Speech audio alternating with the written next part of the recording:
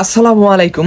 বাংলাদেশের সোশ্যাল মিডিয়ায় যেই পরিমাণ কাদা ছোড়াছুড়ি হয়, সোশ্যাল মিডিয়া প্ল্যাটফর্মগুলোতে ফেসবুক পেজে যেই পরিমাণ আমরা ক্ষোভ ঝাড়াই, পরিবার পরিজন নিয়ে টান দেই, আত্মীয় স্বজন নিয়ে টান দেই, একজন আরেকজনকে আক্রমণ করি, কিন্তু সেখানে পরিবার পরিজন ঢুকাই দিই। রিসেন্ট যেই সমস্যাটি আমাদের ভিতরে বিদ্যমান বা যেই সমস্যাটি শুরু হয়েছে, কাদা ছোড়াছুড়ি শুরু হয়েছে, একদম ছয়লাফ হয়ে গেছে। ধরেন বলতে গেলে সেটা হয়েছে সেরেগুতে বাড়ি দেওয়ার মতো একটা অবস্থা হয়ে গেছে, যেখানে গোলাম মাওলা রনি ও সাংবাদিক ইলিয়াস হোসেন এই দুজনকে আক্রমণাত্মক ভঙ্গিতে কথা বলতেছে। তো এখানে কার কথায় যুক্তি আছে এবং কার কথা অযৌক্তিক, এইটাই আসলে মূলত বলবো। কোনো পক্ষপাতিত্ব হবে না, কোনো পাচাটাচাটি হবে না, কোনো কিছুই হবে না, সোজা সাপটা সঠিক কথা বলবো।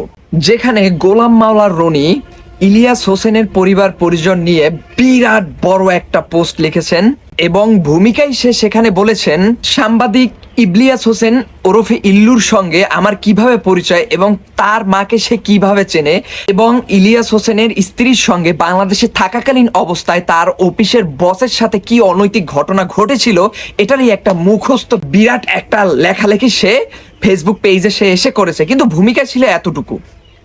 এরপর সে তার নিজের পরিচয় দিয়েছে, সে বাইলা মাছের মতো, তার শরীর একদম নরম তুলতুলে, সেখান থেকে সে কই মাছের মতো একদম লাফাইতে লাফাইতে একদম সে অনেক বড় বড় রাঘব বোয়াল, বড় বড় নেতা কুতা যারা আছে, দেশের যত বড় বড় মাফিয়া আছে, তাদের সাথে সে হাত করে হোক বা পাল্টা পাল্টি করে সে এখন পর্যন্ত সে টিকে আছে।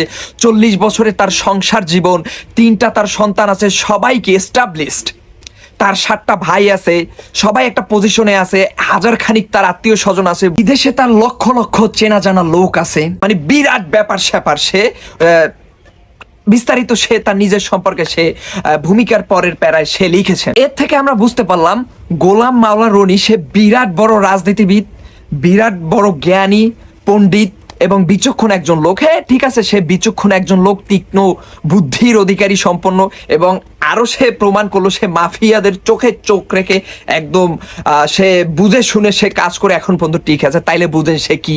এখানে কিন্তু দালালির কোনো সুযোগ নাই। আমি আগেই বলেছি, গোলাম মাওলা রনি দক্ষিণবঙ্গের একজন কৃতি সন্তান, আমিও দক্ষিণবঙ্গের একজন সাধারণ মানুষ, অতএব আমরা একই বিভাগের মানুষ। তার সাথে তো কোনো শত্রুতা হওয়ারই কথা না, বরঞ্চ বন্ধুত্বই শ্রেয়, কারণ সে আমার বিভাগের মানুষ, আমার জেলারই মানুষ। বন্ধুত্ব করা যায় যে সত্য কথা বলবে, যার মেধাকে সঠিক কাজে লাগাবে, যে মেধাটাকে ভালো কাজে ব্যবহার করবে, তার সাথে। ইলিয়াস হোসেন, সাংবাদিক ইলিয়াস হোসেন আমার এলাকার আশেপাশে বা ধারে কাছের কোনো মানুষ না, সাথে বন্ধুত্ব হওয়া উচিত গোলাম মাওলা রনির সাথেই, কারণ সে আমার বিভাগের, আমার জেলার। এখন এই গোলাম মাওলা রনি সাংবাদিক ইলিয়াস হোসেনের মাকে নিয়ে যে অখাদ্য কুখাদ্য ভাষায় যা লিখেছে, যেটার কোনো প্রমাণ নাই, ভিত্তি নাই, অযৌক্তিক কথাবার্তা লিখেছে। যদি সে প্রমাণ দিতে পারতো, যদি সে যুক্তি দিতে পারতো, যেইভাবে সাংবাদিক ইলিয়াস হোসেন করে, এই ইলিয়াস হোসেন এই গোলাম মাওলা রনিকে গোলাম ময়লা বানাই দিছে, এবং তাকে নিয়ে যে প্রতিবেদন করেছিল প্রায় 30-40 মিনিটের, সেখানে একটা যুক্তি আছে, প্রমাণ আছে। তার এই গোলাম মাওলা রনি যে টাউটারি বদমাশি করতো, ভালো মানুষের ছদ্মবেশে, ভালো মানুষের আড়ালে, মিষ্টি মিষ্টি খুব ঠান্ডা মাথায় কথা বলার পিছনে যে তার যে সন্ত্রাসী কর্মকাণ্ড, এই কর্মকাণ্ডকে যে সে ফুটায় তুলছে, গোলাম মাওলা রনি বা গোলাম ময়লা রনি সে যে স্ট্যাটাসটি দিয়েছে তার মাকে নিয়ে, যে পোস্টটি করেছে, সেখানে কিন্তু সে সেটা ফুটাইয়া তুলতে পারে নাই, শুধু তার মাথার চিন্তা এবং মনের ভাব, এবং শুধু টাইপিং করছে, আর কিছুই না। এটা দ্বারা কি বোঝা যাচ্ছে, সে যে একজন আওয়ামী লীগের দালাল ছিল, আওয়ামী লীগ কতক্ষণ, বিএনপি কতক্ষণ, জামাত, মানে যেখানে আসন পাইছে, যেখানে বসার স্থান পাইছে, সেইখানেই সে বসে গেছে এবং সেইখানেই সে কিছুক্ষণ গুণগান গাইছে। এইটা হচ্ছে গিয়ে গোলাম মাওলা রনির কার্যকলাপ। এবং সে যে পোস্টটি ফেসবুক পেজে করেছে, আসলে সেটা কতটা ভিত্তিহীন, এবং সে কি বলেছে, আমি যেটা পড়ছি আমি সেইটা কিছুটা এখন বলবো।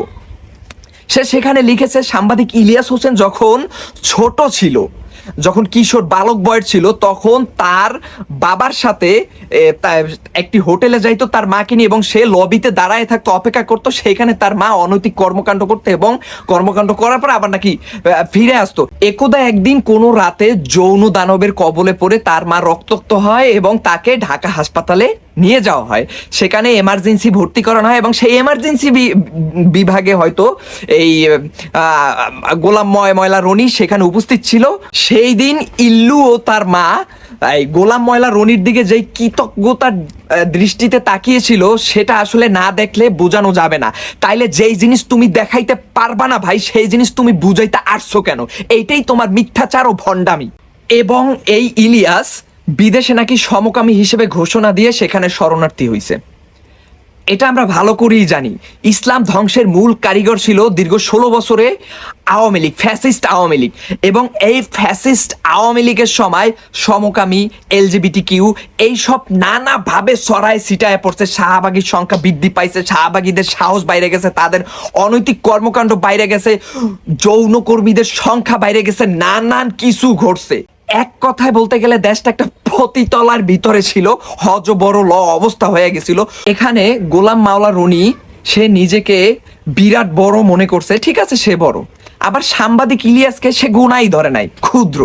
সে বড় বড় রাঘব বোয়ালরে একদম মোকাবেলা করে আসছে, আর সাংবাদিক ইলিয়াস কি দহিংসা মোকাবেলা করছে? তারপর ইলিয়াস হোসেন লুচু পুচু বদমাশি, মেয়েদের সাথে ডিস্টিং কইরা নাকি গণপিটুনি খাইছে, কই এগুলো তো আমরা জীবনেও শুনি নাই। আমরা শুধু এইটাই দেখছি, আওয়ামী লীগের কেন্দ্রে ধুইকায়, এরপর আওয়ামী লীগের যারা সিল পিড়াইয়া ভোট দিছে দীর্ঘ 16 বছর, এদেরকে লড়াইতে আমরা দেখছি, অনেক আগের একটা ভিডিওতে দেখছি। তা আপনার এইসব কথার তো কোনো যুক্তি নাই। আপনি গোলাম মাওলা রনি এমন ভাবে পোস্ট করছেন, মনে হয় আপনার কাছে আল্লাহর ওহী আইছে এবং সেইটাই আপনি নাজিল করছেন ওইখানে। আপনি তো আল্লাহর আরেকজন দরবেশ হয়ে দাঁড়াইছেন, আওয়ামী লীগের পক্ষ থেকে আরেকজন বিরাট বড় দরবেশ হয়ে দাঁড়াইছেন। তো আপনার কাছে তো ওহী আসে নাই, আপনি তো মুখস্থ কথা বলছেন। আপনার দলিল কি, প্রমাণ কি? আপনি প্রমাণ ছাড়া হুটহাট কথা বলছেন।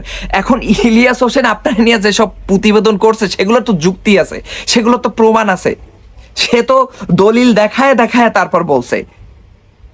কিন্তু আপনি যেই ভাষায় কথা বলছেন, এই ভাষায় কথা বলতে পারে ইলিয়াস, পিনাকি বা কনক সরোয়ার, সবাই এই রুড়ো ভাষায় কথা বলতে পারে। এই যে পলক ছিল, তাকে নিয়েও অনেকগুলো প্রতিবেদন করছে, এরা সবাই করছে, কিন্তু তাদেরকে কখনো দেখি নাই এই যে পলকের আম্মারে নিয়ে কখনো উল্টাপাল্টা কোনো কথা বলছে, বা কাউরে নিয়ে মাকে নিয়ে কোনো উল্টাপাল্টা তারা কথা বলছে।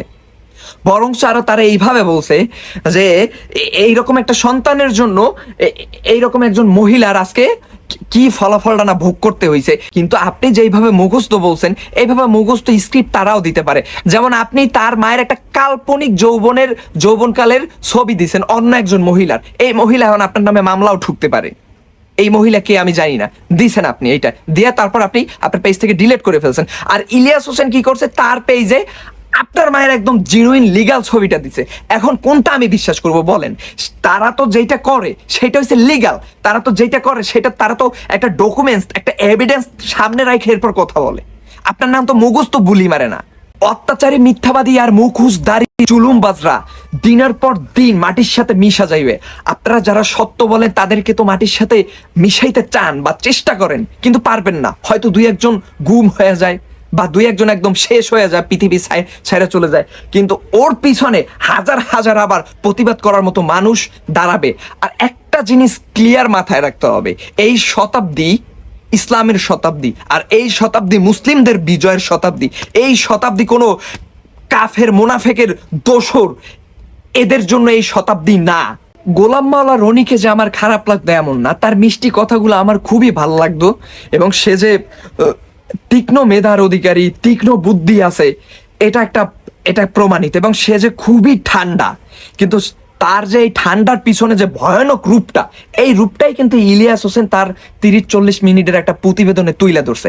এখন ইলিয়াস হোসেনের মা যে অবৈধ কর্মকাণ্ড করছে, এইটার একটা প্রতিবেদন আপনি পারলে জনগণের সামনে পারলে উপস্থাপন করেন, তুইলা ধরেন, তাইলেই বুঝবো আপনি আসল মেধাবী এবং আপনার মেধাটা সঠিক জায়গায় কাজে লাগাইছেন। ফাও মুগুস্তা এইসব বুলি যাইরেন না, এইসব মিথ্যা প্রচার করেন না। যখন মনে করেন যুক্তিতে পারবেন না, তর্কে পারবেন না, তখন হয়েছে ফ্যামিলি নিয়ে আঘাত করবেন, কিন্তু এতে ইলিয়াসের এক গাছ রোমাও ছেড়া যাবে না, বা আপনারও এগুলো বইলে কোনো লাভ নেই, এগুলো বললে কিছু হবে না। বরং সেই ইলিয়াস যেটা করছে, যে প্রতিবেদন বের করছে, এগুলোর ভিতরে সত্যতা আছে। এখন সর্বশেষ একটাই কথা, নিজেদেরকে বেশি তীক্ষ্ণ মেধার অধিকারী, জ্ঞানী বা ক্ষমতাধর ভাইবেন না, কারণ আপনাদের থেকেও ক্ষমতাধর ছিল ইবলিস।